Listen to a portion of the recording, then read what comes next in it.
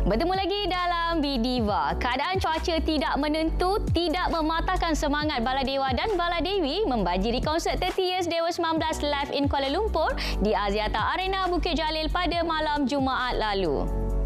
Konsert yang berlangsung selama 2 hari itu nyata membuat peminat teruja dengan persembahan penuh bersemangat disajikan band tersebut. I very excited nak tunggu sebab kali ni adalah dah lama COVID. Memang super excited lah. Sebab kita orang better dapat tiket ni. Puas hati lah sebab kita masa nak battle beli tiket pun separuh gila juga. Sama juga teruja lah. Sekali 4 vokalis turun, rasa berbangga lah. Mengambil masa sehingga 10 tahun menjalani kaji selidik kisah benar yang terjadi kepada moyangnya, membuatkan pengarah filem That Railway 415 km Surendran Selvaraju yakin dengan naskah tersebut. Dengan sasaran bajet RM3 juta, filem yang akan menjalani penggambaran di sekitar kawasan estet getah dan pendalaman itu akan menyuntik lebih semangat patriotik kepada penonton. About 80% true story. Tapi creation dia, cara kita nak bagi jalan cerita tu nampak komersial sikit sebab to attract the audience. Itu cerita benar lah. Cerita ni pun nenek saya ceritakan saya, very sad lah. Teater Maduku Kalut dipentaskan kembali dengan versi baharu iaitu berjudul Maduku Terpaling Kalut. Ngumpas isu semasa secara lebih santai, pementasan edisi ketiga itu diadakan selama 4 hari bermula 29 September di Petaling Jaya Performing Arts Centre. Sebenarnya ada sisi lain yang sebenarnya yang kita boleh jentik dalam setiap pelakon ni untuk kita keluarkan sedikit apa yang halangan-halangan yang dari segi sebenarnya dari segi cara berhadapan dengan khalayak penonton terutamanya pentas. Itu adalah cabaran yang paling besar yang pelakon-pelakon sekarang ini perlu tahu. Sebenarnya benda macam tu normal sebab dia dah ada season 1, season 2. Mungkin ada orang akan buat perbandingan tu, benda tu normal.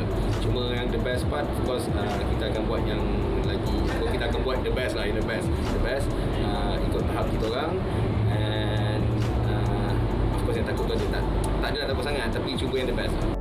Konsert nasyid legenda Anjuran Intim Records yang akan diadakan di Dewan Civic Majlis Bandaraya Petaling Jaya 29 Oktober nanti antara konsert yang ditunggu-tunggu oleh peminat nasyid tanah air.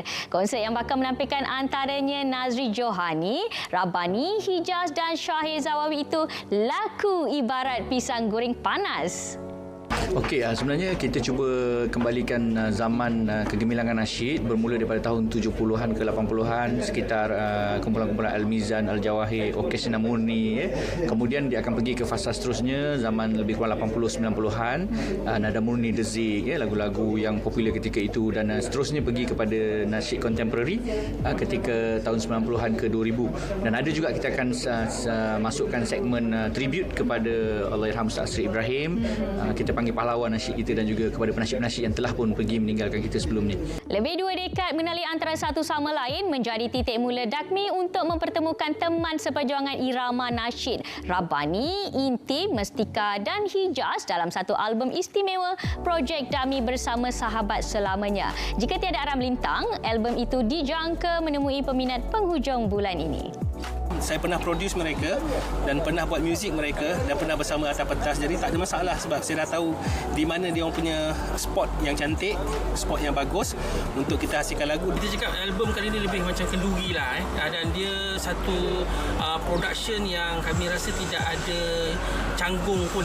2 tahun negara dilanda pandemik COVID-19 memberikan idea kepada pelakon Adiputra menghasilkan satu produk terapi kepada individu yang mengalami tekanan. Kita dah lalu pandemik PKP. Jadi di situ bila saya membuat CSR, ramai yang masalah segi kesihatan, dan bila saya dapati ramai yang masalah dengan stres, dengan mental dan sebagainya, tercetusnya satu idea tu untuk saya buatkan satu essential oil.